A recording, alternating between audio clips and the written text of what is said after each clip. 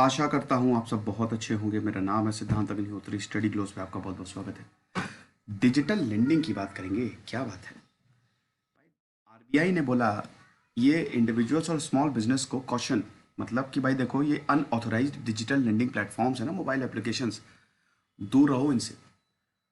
कोई भी आपको पैसा दे देता है और उसके बाद आपको इतना हरास करता है, इतना हरास करता है। आज बहुत से ऐसे एप्लीकेशन है जो आपको बोलेंगे अरे पैसा ले लो ले लो ले लो, कोई बात, लोन चाहिए ले लो, बहुत ज़बरदस्त इंटरेस्ट पे, और जब आप पैसा नहीं दे पाओगे तो आपको बहुत हरास किया जाएगा। तो ऐसे बहुत सारे ऑनलाइन लेंडिंग प्लेटफॉर्म्स आ गए हैं। सीरियस कंसर्न्स जब रेस किए गए तब फिर आरबीआई ने एक वर्किंग ग्रुप बैठाया। तो भाई डिजिटल लेंडिंग एक्टिविटीज़ के सारे एस्पेक्ट को स्टडी करो, ठीक है, जो भी regulated as well as unregulated, लेकिन यहाँ पे ज़्यादा मतलब दोनों ही थे, अनरेगुलेटेड प्लेस पे ज़्यादा ध्यान दिया गया। भाई जो रेगुलेटेड फाइनेंशियल सेक्टर है वो तो ठीक है, जिसको आरबीआई रेगुलेट, जो आरबीआई की नज़र में वो कुछ गड़बड़ नहीं कर सकते, लेकिन जो अनरेगुलेटेड है वो गड़बड़ करेंगे क्योंकि वो आरबीआई की पहुंच के बाहर है। ठीक है, तो दोस्तों इसमें अगर हम बात करते हैं कि ये working group of digital lending पे बनाया, इसमें बात करेगा आरबीआई कि भाई देखो रिस्क क्या है जो अनरेगुलेटेड डिजिटल लेंडिंग होती है, फाइनेंशियल स्टेबिलिटी के लिए कितना ज़्यादा खतरनाक है, और उसके बाद फिर ये रिकमेंड करेगा कि क्या क्या मेजर्स आपको लेने पड़ेंगे, फेयर प्रैक्टिस कैसे होगी। आरबीआई ने पहले ये क्लेरिफाई किया था कि भाई जो लेजिटिमेट पब्लिक लेंडिंग एक्टिविटीज है, मतलब जो सही लेंडिंग, लेंडिंग मतलब देना, पैसा देना, लोन वोन जो पैसा, लोन वोन जो दिया जाता है ना भाई, ये बैंक देते हैं, एनबीएफसी, और जो मतलब जो रजिस्टर्ड विद आरबीआई, जो भी रेगुलेटेड है, जो भी रेगुलेटेड है, ठीक है, वो लेजिटिमेट है, और जो नहीं है दे आर नॉट लेजिटिमेट। ठीक है, तो वही चीज़ है, भारत का जो डिजिटल लेंडिंग मार्केट है उसमें काफ़ी ज़्यादा राइज आया है अभी पिछले सालों में ही। आप समझिए कि 33 यूएस बिलियन डॉलर से, मतलब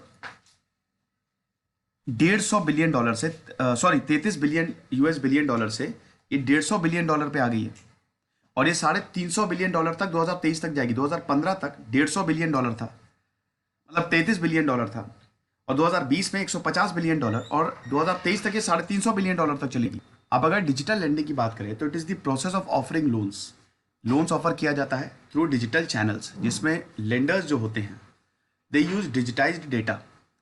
ठीक है, और यही है कि अगर आपको पैसा चाहिए तो डिजिटली आप पैसा ले सकते हैं, जो भी आपको इन्फॉर्मेशन देनी है और डिजिटली दे दीजिए, आपको वहाँ पे जाने की ज़रूरत नहीं है, आपको पैसा मिल जाता है। बहुत ज़्यादा पैसा नहीं मिलता है, काफ़ी कॉम्प्लेक्स और काफ़ी इवॉल्विंग है।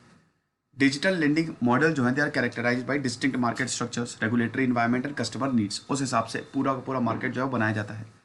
भारत ने ऑलरेडी एक स्टैक बनाया पब्लिक डिजिटल आइडेंटिटी, पेमेंट्स और डॉक्यूमेंटेशन इंफ्रास्ट्रक्चर का, मतलब एक हमारे पास पूरा का पूरा स्टैक है। जो आप आधार देते हो ना उसमें आपकी पूरी इन्फॉर्मेशन स्टोर होती है, तो इधर आप केवाईसी कराओ, तुरंत वो सारी इन्फॉर्मेशन सामने आ जाती है। तो डिजिटल लेंडिंग के लिए बहुत बढ़िया है ये। तो वही आधार इनेबल्ड पेमेंट सिस्टम जो है और स्मार्टफोन पेनिट्रेशन जो है, ये डिजिटल इंडिया प्रोग्राम को काफ़ी ज़्यादा अच्छा करने वाला है।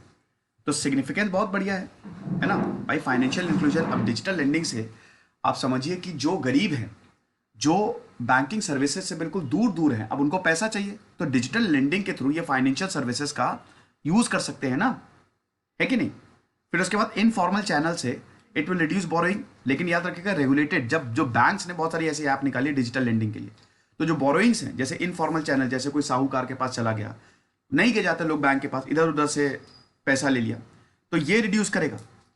फैमिली फ्रेंड्स मनी लेंडर्स से ये लोग इंडियन जो है बोरो करते हैं, ये नहीं होगा, और बहुत हाई इंटरेस्ट पे करना पड़ता है मनी लेंडर्स को। वर्किंग प्रोसेस आप देख लीजिए, कस्टमर्स को पता चलता है कि लोन मिल रहा है, एक एसएमएस आता है उसे, उसके बाद तुरंत कस्टमर जो है उस ऐप को डाउनलोड करेगा, डॉक्यूमेंटेशन इसमें बिल्कुल नहीं लगते हैं, और loan with in minutes, 4-5 minute में डिस्टर्ब हो जाता है, तुरंत आपके मोबाइल वॉलेट में आ जाएगा वो। ठीक है, और उसके बाद जो लोन है उसके बाद मोबाइल वॉलेट से आप अपने अकाउंट में ट्रांसफर कर लीजिए। तो लोन जो है it is repaid with the click of a button. जैसे ही आपकी जो भी आपकी ईएमआई जानी होगी, एक क्लिक से आप लोन को रीपे कर सकते हो। 24/7 चार्ज सपोर्ट रहता है, ये वर्किंग प्रोसेस होता है। ठीक है, तो मॉडल्स आप देख सकते हैं, ऑनलाइन लेंडर्स होते हैं। ठीक है, इसमें फाइनेंशियल सर्विसेज आ जाते हैं, फाइनेंशियल सर्विसेज प्रोवाइडर्स, तो end to end digital lending products आपको बेचते हैं, वेबसाइट या मोबाइल एप्लीकेशन के। तो P2P होते हैं ये, पीयर टू पीयर। तो इसमें डिजिटल क्रेडिट होता है, बहुत सारे बोरोवर्स होते हैं और लेंडर्स होते हैं। ठीक है, तो ये चीज़ है। Then e commerce and social platform, the most common one, ये डिजिटल प्लेटफॉर्म जो है जिस फिर मार्केट प्लेस लेंडर होता है जहाँ पे बहुत सारे लेंडर्स होते हैं, एक बोरोवर होता है, supply chain, mobile money lenders, tech enable lenders, ये सारे लेंडर्स होते हैं। तो अब इसमें प्रॉब्लम ये है कि देखिए इश्यूज की अगर बात करें तो सबसे पहले तो अनऑथोराइज्ड डिजिटल लेंडिंग जो है वो बढ़ती जा रही है। अब इसमें बहुत ज़्यादा रेट ऑफ इंटरेस्ट होता है, और अगर आप मान लीजिए कि इनको नहीं रीपे कर पाते तो ये आपको ब्लैकमेल भी कर सकते हैं, या आपके मोबाइल फ़ोन का डेटा भी, मतलब जो भी आपने इन्फॉर्मेशन दी उसका गलत इस्तेमाल भी कर सकते हैं। बिल्कुल टाइम सेव होता है, 30 से 50% जो है वो आपकी कॉस्ट कट हो जाती है, लेकिन ये प्रॉब्लम है। ठीक है, अब देखिए यहाँ पे लिमिटेशन है कि फिजिकल वेरिफिकेशन और हाई कॉस्ट होती है, रिक्वायरमेंट जो होती है फिजिकल वेरिफिकेशन की, मतलब आपको जाना पड़ता है। अब यहाँ डिजिटली आपको कुछ करना ही नहीं है, सारे के सारे जो डॉक्यूमेंट्स है वो आपके पास स्टोर्ड है। ठीक है, अब क्योंकि अगर आपको फिजिकल वेरिफिकेशन के लिए जाना है तो उसका ऑफिस होना चाहिए, लेकिन ऑनलाइन में क्या होता है, आपको ऑफिस बनाने की जरूरत नहीं है। अब मैं आपको ऑनलाइन पढ़ा रहा हूं तो मुझे इतना ज्यादा ऑफिस बनाने की जरूरत नहीं, मैं कहीं से भी कर सकता हूँ लेक्चर्स, तो इससे खर्चा बचता है ना, ये चीज है। उसके बाद you have to require a credit history और प्रूफ कि भाई देखो आपको पैसा दे रहे हैं तो आपकी क्रेडिट हिस्ट्री बढ़िया होनी चाहिए ना। आपने वो सुना होगा ना सिविल रेटिंग, जब भी आप लोन लेते हो आपको सिविल रेटिंग कि भाई लोन चुकाया सही से नहीं चुकाया, कोई ईएमआई बाउंस तो नहीं हुई, एनपीए तो नहीं है इसका कुछ, तो क्रेडिट हिस्ट्री देखी जाती है। कुछ आप इसको मतलब कोलेट्रल दो ना, अपना घर बार गिरवी रख के लोन लो। लेकिन यहां पे under writing assessment through digital processing platform होता है। ठीक है, बहुत सारे आपके डेटा को एनालाइज करके ये बताया जाता है कि इससे कितना इंटरेस्ट रेट चार्ज करना पड़ेगा। कोलेट्रल की इसमें ज्यादा जरूरत नहीं होती है। कोऑपरेटिव जो होते हैं they are relatively smaller in size.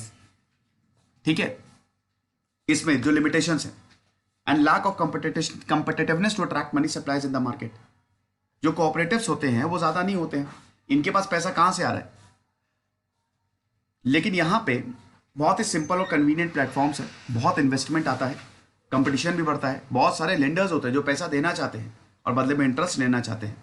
ठीक है, तो ये सारी चीज़ें हैं। चैलेंजेस मैं बता ही चुका हूँ भाई, एक तो अनऑथोराइज डिजिटल लेंडर्स हैं, कई ज़्यादा बहुत हाई इंटरेस्ट रेट करते हैं, डेटा का प्राइवेसी का भी कंसर्न होता है, एनपीए की प्रॉब्लम जो है वो बढ़ती जाती है इसमें। ठीक है, क्योंकि इसमें इवैल्यूएशन नहीं होता ना इतना।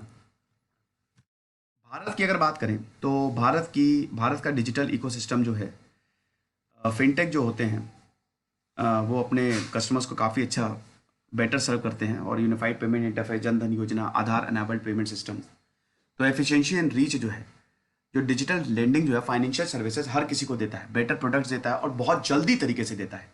फिर इसमें नए क्योंकि भाई ये डिजिटल है तो इसमें नए इनोवेशन, कंपटीशन आता रहता है, कॉस्ट एफिशिएंसी काफ़ी बढ़िया रहती है।